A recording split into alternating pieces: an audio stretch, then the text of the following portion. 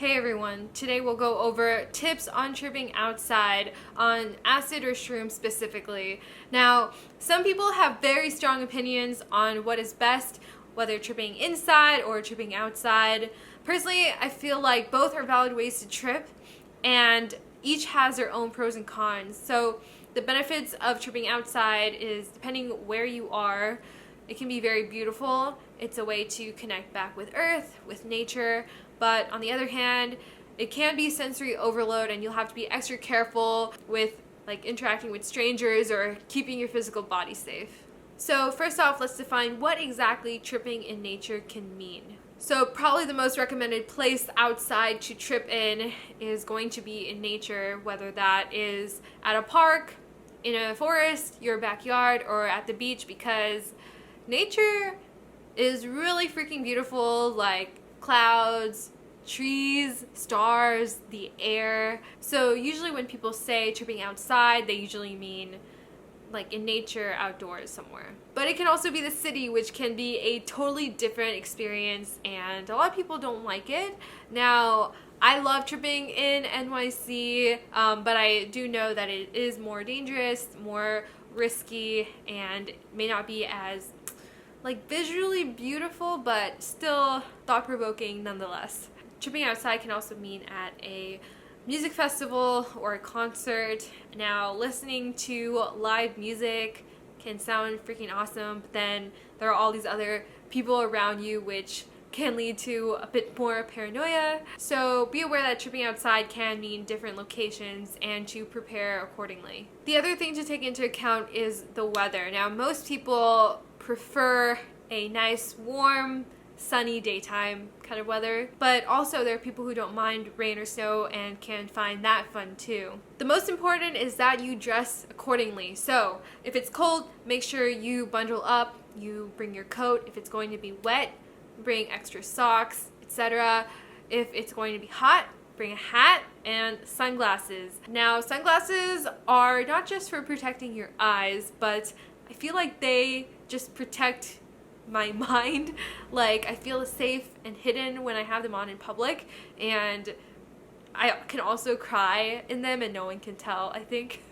So sunglasses are definitely essential for me when I'm outside. Also, if you're wondering whether you should trip at night or the day, I have a video dedicated just to that topic, comparing them. But generally, I would say if it's your first time or your first time tripping outside, I would recommend doing it in the daytime first, just because it's more comforting and more grounding. Then consider how you will get to your outdoor destination. Please do not drive while tripping. So that means having a sober designated driver or making sure that you have planned enough time to get sober so you will be able to drive yourself.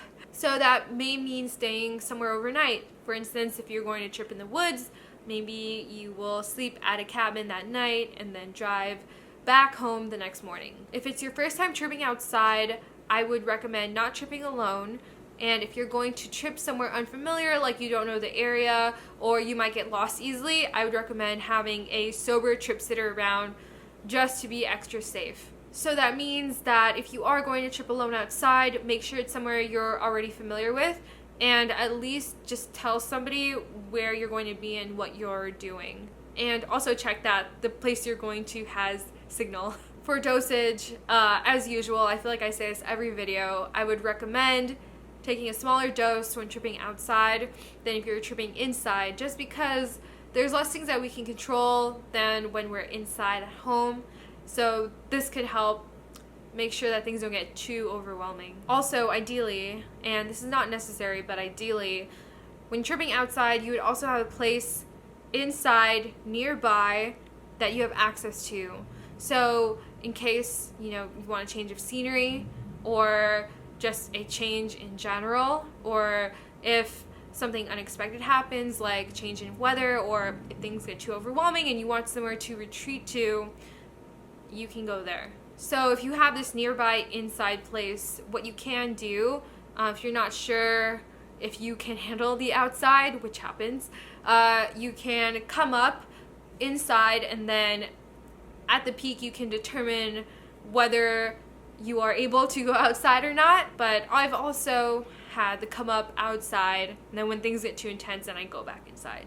So it's kind of up to how you feel. But either way, when outside, like at a public park for instance, try to find as secluded a spot as you can, which is very hard to do in Central Park, by the way, but this is just so it's less likely that strangers will come by. Also, keep in mind where the nearest bathroom is. So, wear sunscreen, wear bug spray, bring a lot of water, have some healthy light snacks available for the come down, charge your electronics beforehand, have a speaker in case you can play music out loud or just your earphones if you want some bubbles, or bring your journal. But I hope these tips helped you, and as always, I hope you treat these substances safely, respectfully, and responsibly.